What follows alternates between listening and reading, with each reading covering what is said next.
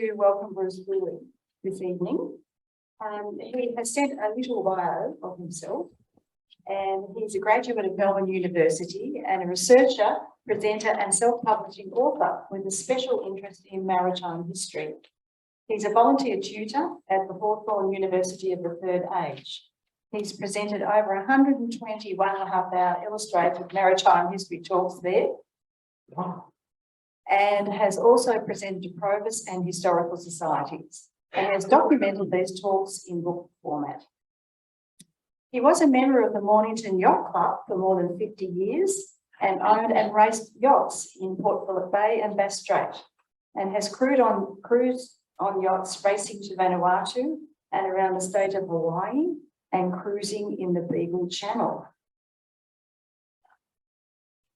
Sounds like he never sits still. And he's also a member of the Melbourne Maritime Heritage Network, and he has presented several papers to them. But tonight, on the recommendation of some of our members who have heard you speak, he's going to speak about men and ships driven by the wind. So could you welcome him, please? Thank you, Sue, and thank you, members, for your very warm welcome. It's wonderful to be talking about ships in Port Melbourne, where you have such a rich maritime heritage. Wind is the movement of air. It's mainly caused by the sun beating on the Earth's atmosphere at different rates as the Earth rotates. If I was a physicist, I would talk to you about the Coriolis effect of wind direction caused by the different surface speeds of the Earth's rotation at different latitudes. But I want to share my interest in maritime history with you and my knowledge about the mariners and their ships that were driven by the wind. In this brief talk, I will discuss the men who helped us understand the wind at sea and the evolution of sailing ships that were driven by the power of the wind. The wind was often a lot stronger than man, but once he understood it, he could exploit it. These four men explored. Here we go with the illustrations there. Just wait till Gary catches up. Sorry, just Okay, that's the right one.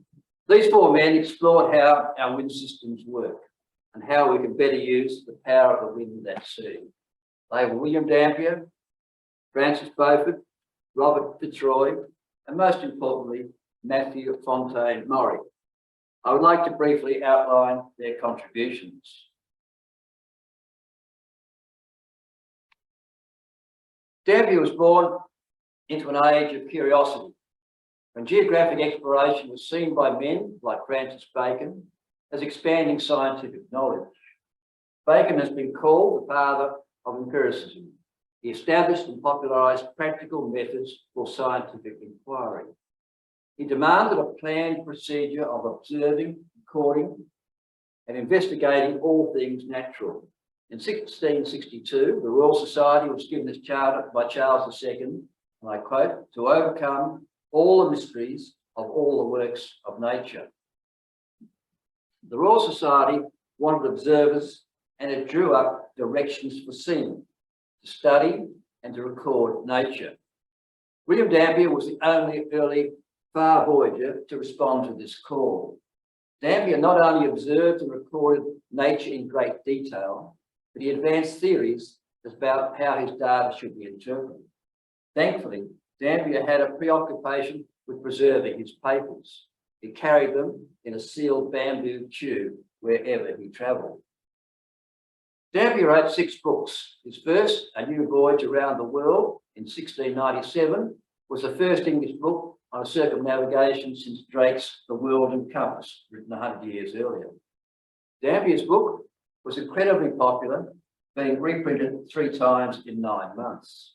In Dampier's second book, he described the trade winds from the practical benefit of voyages. But most importantly, Dampier described how tides, winds and currents are distributed and the mechanics of their global interaction. Dampier determined that equatorial currents were caused by trade winds, and he identified and mapped world wind patterns. Within a period of 20 years, the great issues relating to the movement of the planets and the seas were solved by Newton and Halley's works, and by Dampier's work on winds, tides and currents. Dampier travelled out of curiosity for its own sake. He was the first man to complete 3 circumnavigations and the first man to visit all 5 continents. He was probably the first Englishman to set foot in Australia. Dampier wanted to see and experience new places, peoples, plants, animals, and the wonders of nature, and record them all in detail for others. But he was full of contradiction and moral ambiguity, as he lived with pirates, wanted to make his fortune, but he was seduced by the quest for knowledge. Dampier was a pioneer in recording wind patterns throughout the world. My second mariner, who helped us understand the power of the wind at sea, served in the Napoleonic Wars as a midshipman. He was then promoted to be captain of the Royal Navy in 1810. Francis Beaufort was then appointed the Royal Navy hydrographer for 26 years, and he oversaw the production of many new Admiralty charts and rose to the rank of Rear Admiral. As a council member of the Royal Society, the Royal Observatory, the Arctic Council, and the Royal Geographical Society, Beaufort supported the research of geographers, astronomers, and meteorologists. Beaufort trained Robert Fitzroy, who was to command the survey ship HMS Beagle. Later, when Beaufort persuaded the Board of Trade to set up a meteorological department, Fitzroy became its first director. Beaufort also promoted the development of reliable tide tables around Britain, publishing the first edition of the Admiralty Tide Tables in 1833. In 1805, Beaufort developed the first versions of his wind force scale. This is a system for estimating wind strengths without the use of instruments. It's based on the effects that the wind has on the sea. The Beaufort scale rates the behaviours of waves on a 13-point scale from naught, which is calm, to 12, which is a hurricane. Although the Beaufort scale is not often used today, it is still useful in estimating wind speeds when anemometers are not available. Robert Fitzroy is perhaps best remembered as the captain of HMS Beagle during Charles Darwin's famous voyage. At a time when our royals have been in headline news, it's appropriate to mention that Fitzroy came from aristocratic stock. His grandfather was the 3rd Duke of Grafton. The 1st Duke of Grafton was the natural son of King Charles II, hence his surname Fitzroy. Robert Fitzroy was a pioneering meteorologist who made accurate daily weather predictions, which he called by a new name of his own invention, forecasts. In 1854, he established what would later be called the Met Office, and he created systems to get weather information to sailors and fishermen for their safety. The need to forecast weather, particularly storm events, was highlighted after a major storm moved across Britain in October 1859. It caused great losses to British shipping. Fitzroy was among the first to understand that weather in the middle latitudes moved generally from west to east. Fitzroy used barometric pressure observations to give an indication of wind and weather over coastal waters. Fitzroy constructed weather charts so he could find regular patterns that could be used to give warnings of dangerous weathers to mariners. He coined the term synoptic charts because they showed a synopsis of weather at the same time over a wide area. Fitzroy also developed a barometer that was rugged, reliable and simple. These barometers were eventually distributed to every British port so that they could be used by sailors before they went to sea. Some of Fitzroy's mercury barometers are still visible in English fishing harbours today. Fitzroy persuaded ships' captains and colonial observers to fill in weather logs. He collated this enormous pile of information in charts of winds and currents, and he concluded that falling air pressure predicted strong winds and stormy weather. In 1863, the British Board of Trade published Fitzroy's Barometer and Weather Guide.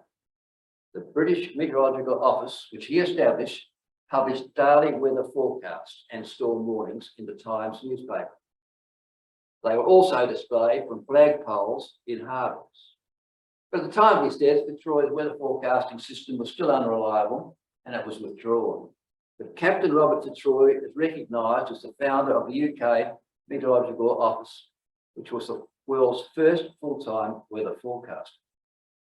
All British sea weather forecasting areas are given a name.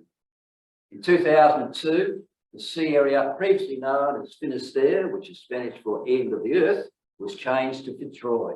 All the other names or areas are named after geographical features such as Dogger, Fastnet or Hebrides. To my mind, there are only a handful of men who have made major contributions to maritime history who did not make their contribution while they were at sea.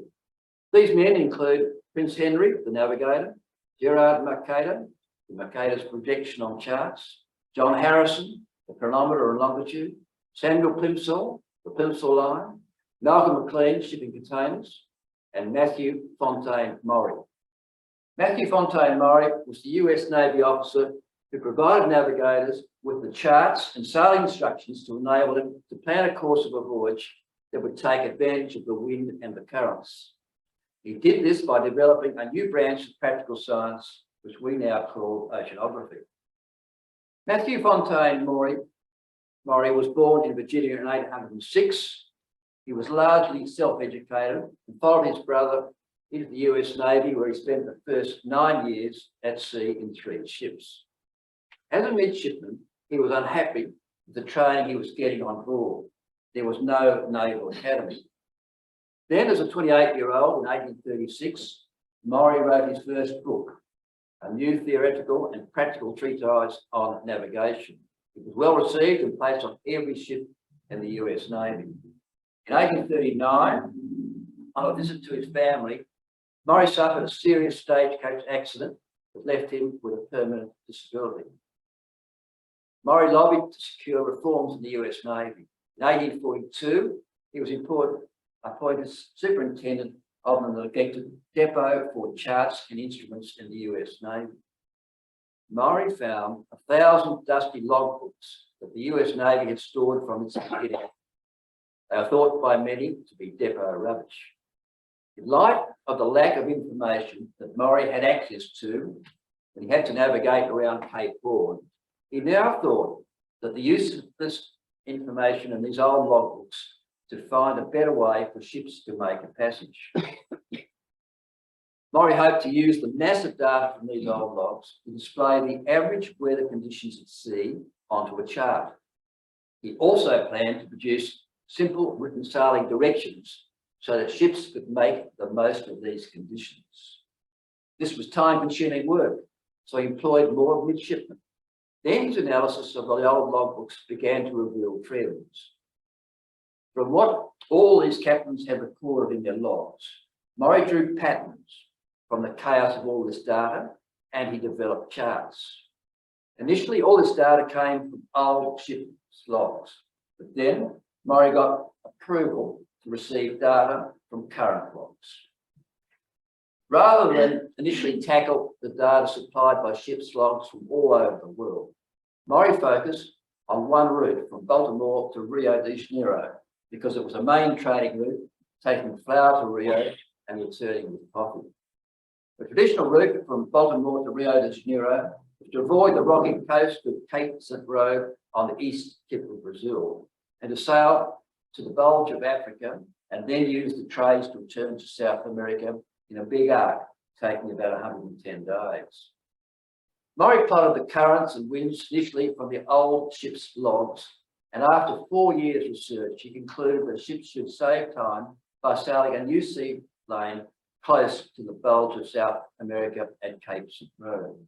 The clipper ship, WHDC Wright, adopted the new sea lane recommended by Matthew Maury, and she completed the 8,000-mile round trip in 75 days instead of the usual 110. Suddenly, Maury's charts were in demand.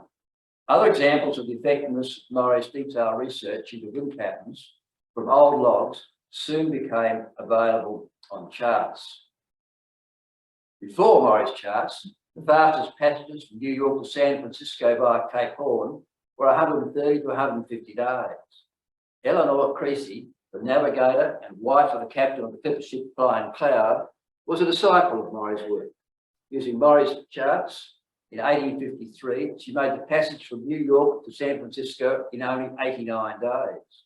Ship design and management and favourable winds may all have contributed to this record, but Maury's charts and sailing directions, based on his studies of the winds, made very fast passages possible.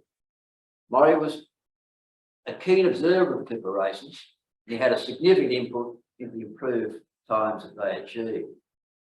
Maury then sought to obtain more data from the old ship's logbooks for other routes.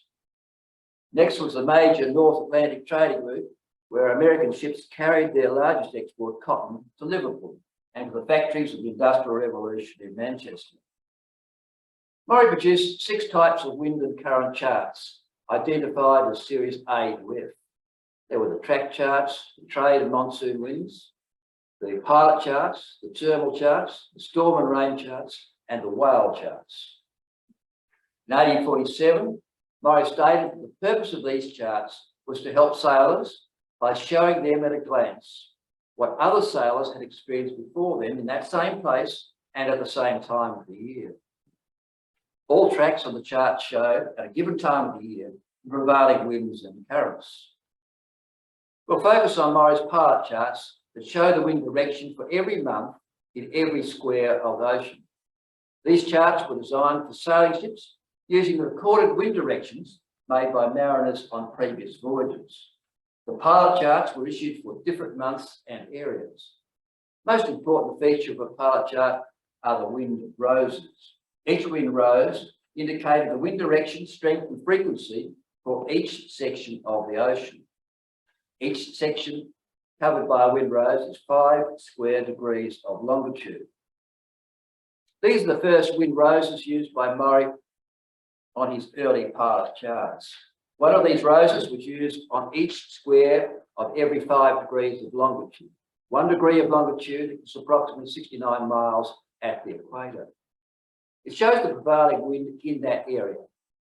The total area covered by each rose is approximately 5 times 69, equals 350 miles by 350 miles. Maury's early wind roses covered the full 12 months, showing average winds in each month. Modern wind roses only cover 1 month, and a new chart is issued for each month. This is the pilot chart of the North Atlantic for June that was published in 1923. Note the roses show wind direction and strength only for the month of June and not for 12 months as Maury originally plotted them. 12 separate monthly easy to read charts were now issued. This is a magnification of the Caribbean section of the previous Atlantic chart. This pilot chart with modern wind roses is based on Maury's work and shows the modern simplification monthly style of a wind rose. A different chart is issued for each month with new wind roses. Further magnification of the wind roses on a pilot chart is shown here within the square areas. Each square is approximately 350 by 350 miles. Ocean currents are shown in green. How does a modern wind rose work? Let's take the one on the left. It shows that for 40% of the time in the month of the chart, the wind comes from the north at force 7 on the Beaufort scale. Each feather of the arrow is 1 step on the Beaufort scale. 7 on the Beaufort scale is a near gale of 28 to 33 knots. There are calms for 3% of the time, showing the centre of the rose. The length of each arrow indicates the percentage of time the wind blows from that direction. The wind rose on the right shows that 35% of the wind blowing from the east at force 4, with calms 2% of the month. Maury's wind roses use Francis Beaufort's wind scale when indicating the average strength of wind for each direction. These pilot charts are used as passage planning tools. Much of the information on pilot charts stems from the logbooks first analysed by Lieutenant Matthew Fontaine Maury. Many years of meteorological and oceanographical observations have been averaged and included for each month of the year. Yachtsmen today can use pilot charts to plan their voyage. They can select the route with the most favourable wind conditions for the time of year they plan to sail in. A man of incredible talent and endurance, Murray also plotted the trades and monsoons, thermal and tide charts, storm and rain charts, whale charts, the Gulf Stream and Atlantic seabed, and the track for the North Atlantic telegraph cable. In 1853, Murray organised the first international maritime meteorological conference in Brussels. He developed a standardised international abstract form for collecting meteorological data on ships of all nations. In response to a number of accidents, Murray also drew the shipping lanes to separate the increasing number of ships that were crossing the Atlantic Ocean. A loyal Southerner during the American Civil War, Murray resigned from the United States Navy. He developed and laid mines to protect southern ports, and he travelled to Britain to purchase vessels for the Confederate Navy. We've now outlined the work of 4 men in maritime history who were determined to understand the wind and how we could use it to drive our ships at sea.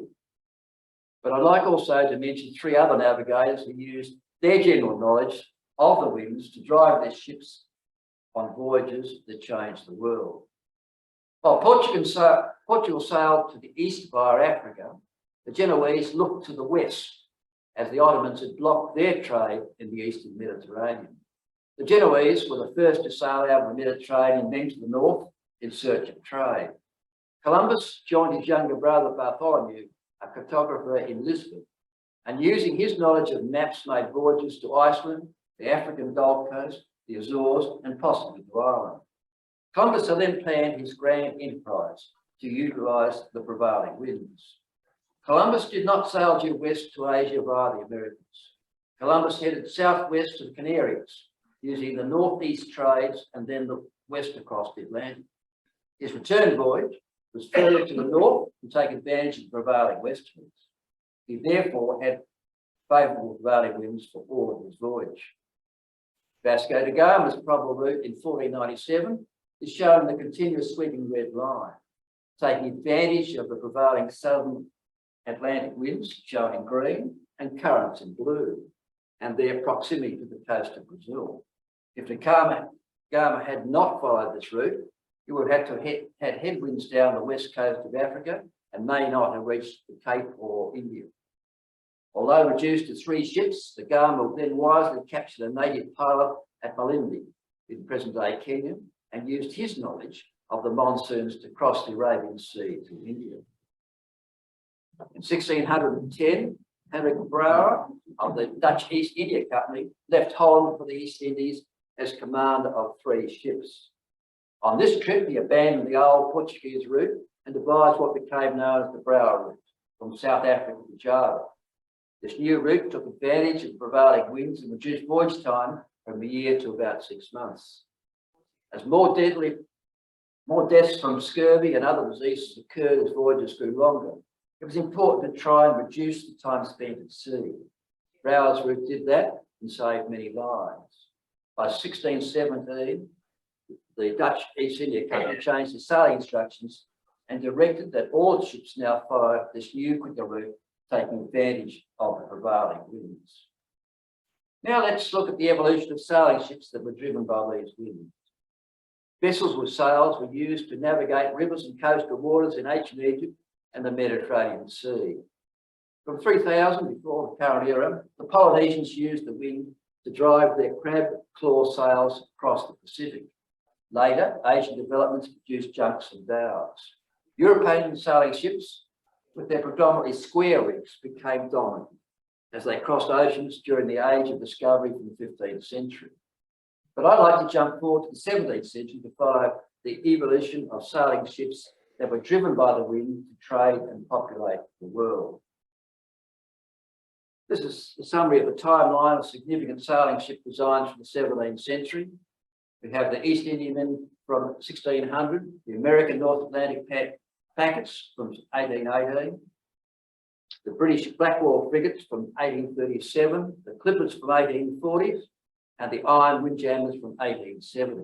Each of these class of ships was a development of earlier ships, and they were designed to achieve specific commercial goals and to incorporate the new technologies available to them. After the defeat of the Armada, The sea now became the means for previously impoverished England to seek new wealth, glory and frontiers. England now had global ambitions and she saw a new role for herself on the world stage. The British East India Company was formed in 1600 as a London-based trading organisation. The East India Company acted as the vehicle for British commercial and imperial expansion in Asia. For 2.5 centuries, until its demise after the Indian Mutiny in 1857, the East India Company dominated both British trade and empire. The ships used by the British East India Company were known as East Indiamen. They evolved as a hybrid, combining a merchant ship and a warship. They looked like warships and they were run like warships, as they had to look after themselves on a long voyage and carry valuable goods and company people. During the Napoleonic Wars, East Indiamen were often painted to resemble warships, so an attacker could not be sure if the gun ports were real or merely paint. And some East Indiamen did carry sizable arms. English East Indiamen usually ran between England and India via the Cape of Good Hope. The East Indiamen were built of wood, highly decorated and gilded, and their interiors were finished to a high standard, as much for the comfort of the officers and passengers as for the cargo carrying capacity. When an East India Company ship arrived in Calcutta, she was received with a 13-gun salute, and the foot guard turned out and presented arms to the captain. For more than 200 years, there was no ship superior to the East Indiamen, and they were considered to be the lords of the ocean. The American packet ships. After the American conflicts with Britain, the War of Independence 1775 and the War of 1812, American ships developed quickly to carry the enormous growth in immigrants and trade across the Atlantic. Packet ships were sturdy, full-blooded, somewhat tubby in appearance, with a square stern. They were designed to be hard-driven to maintain their tight sailing schedules in rough North Atlantic winds. They were designed to carry both passengers and cargo.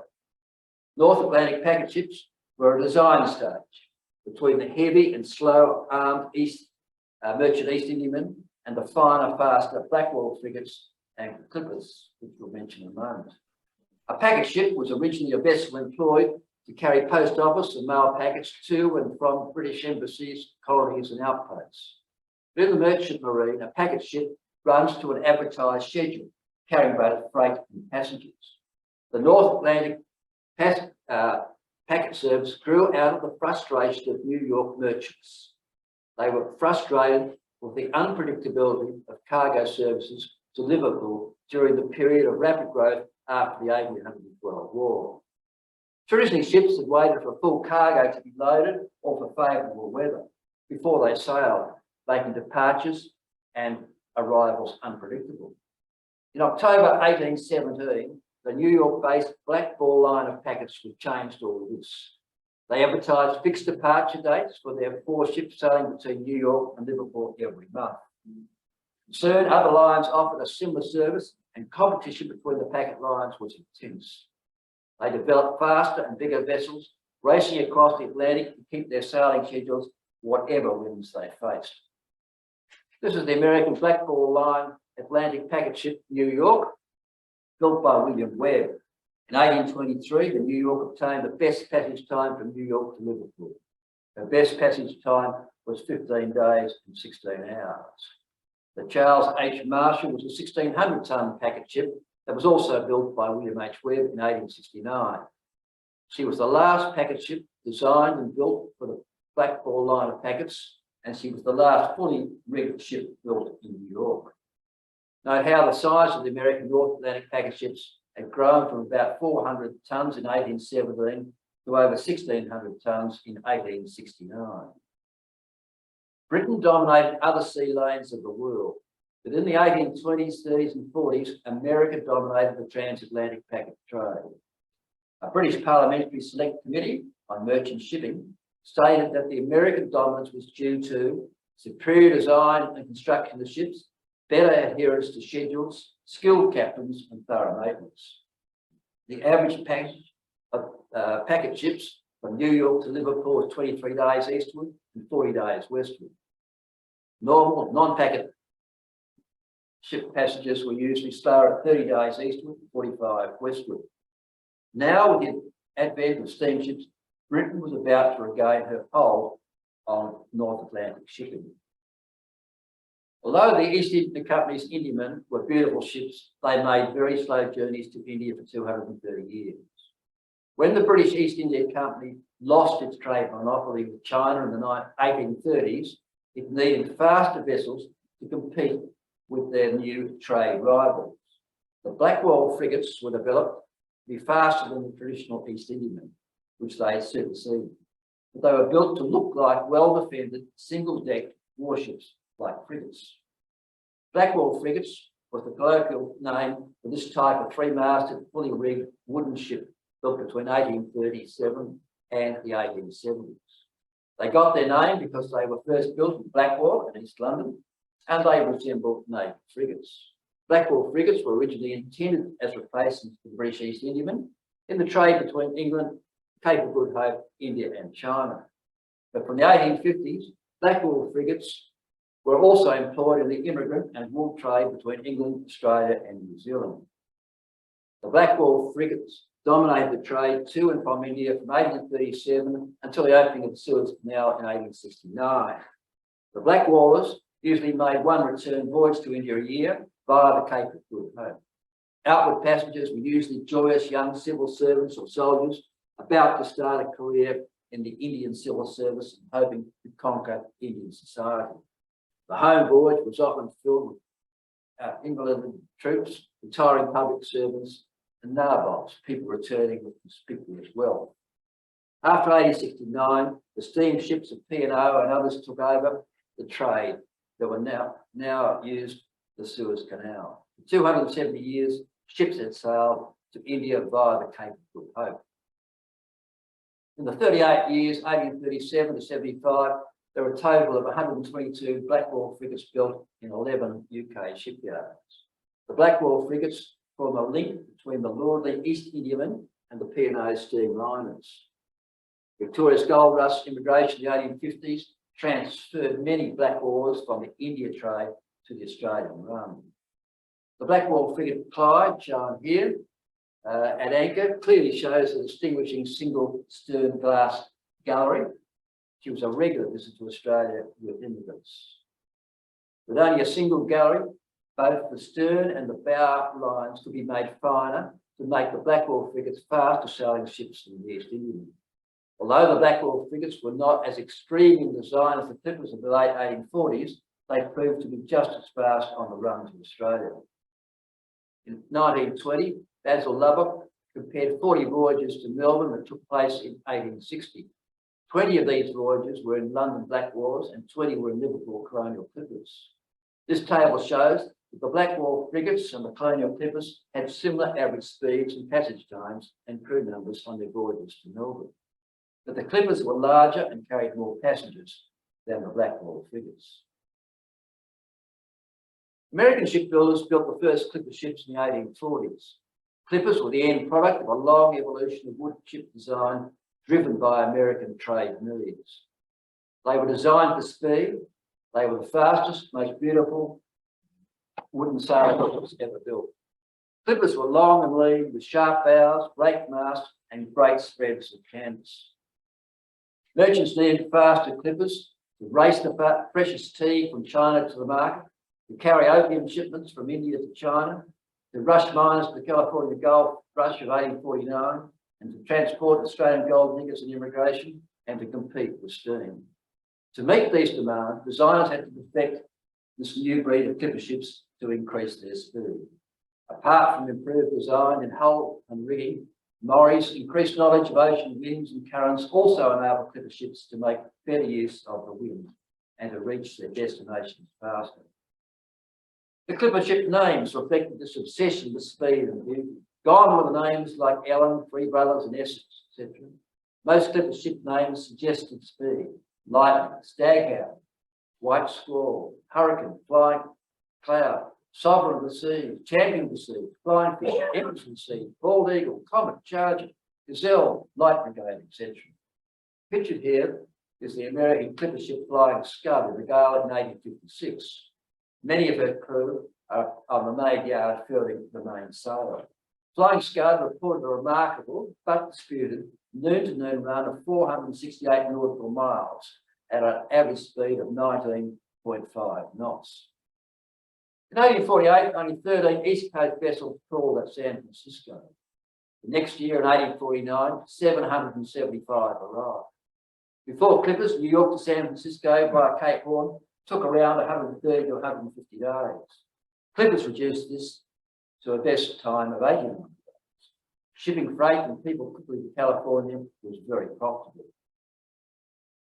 John Willis Griffiths was leading the American ship designers.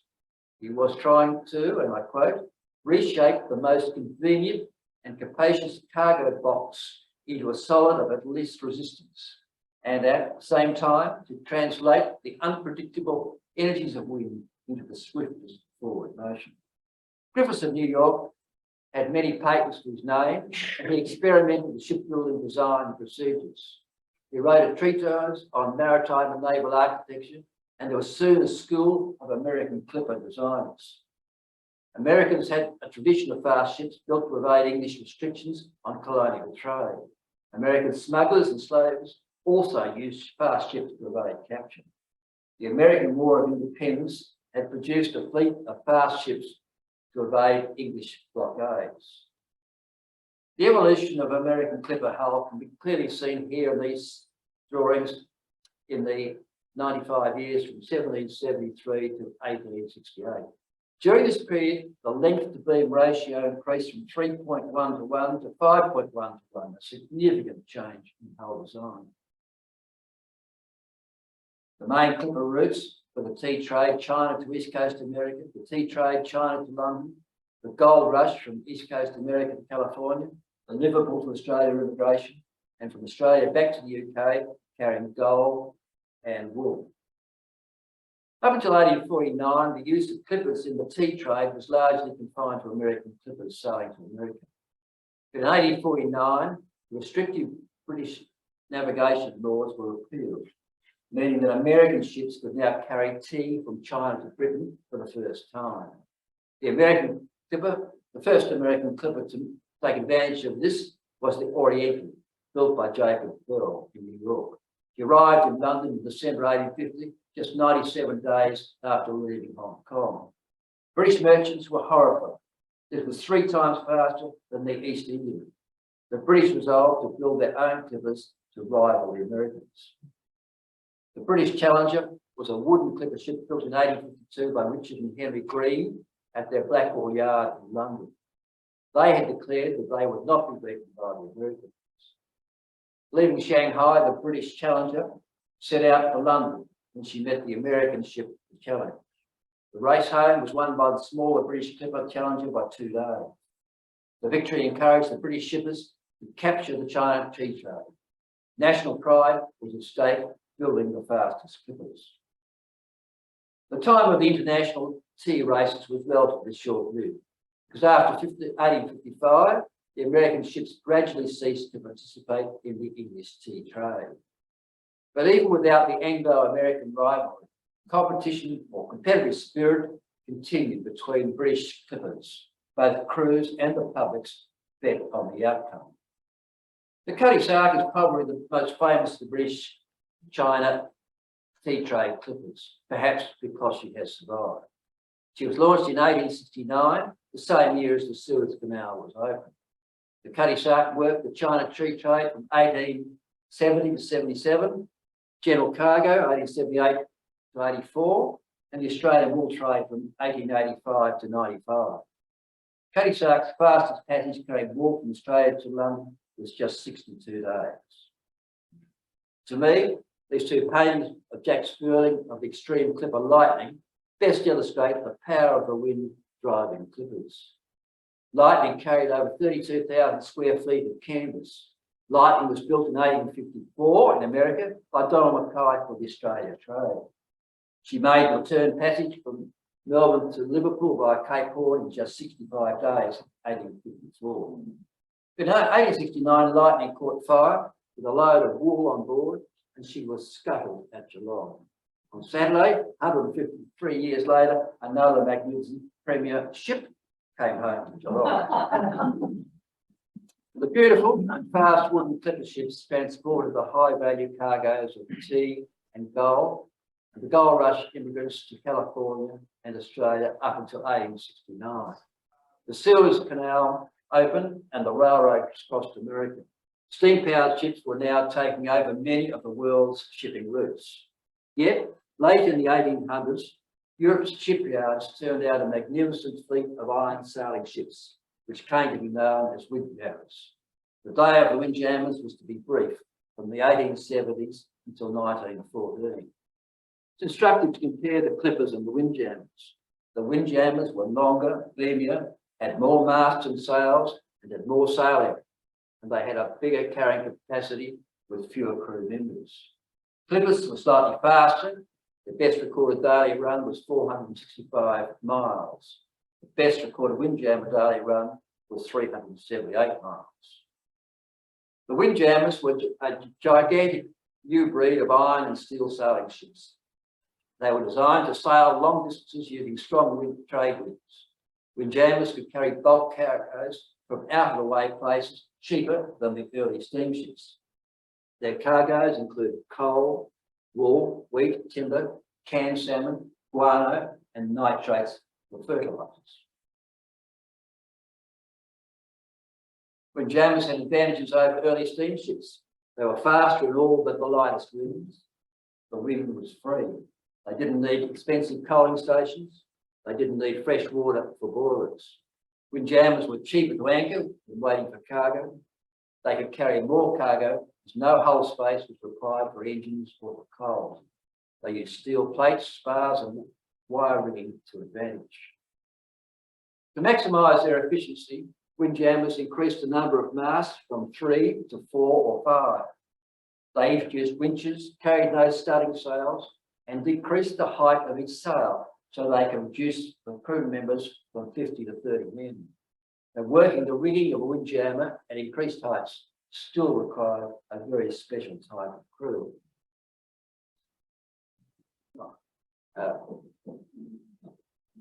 Windjammers were fast.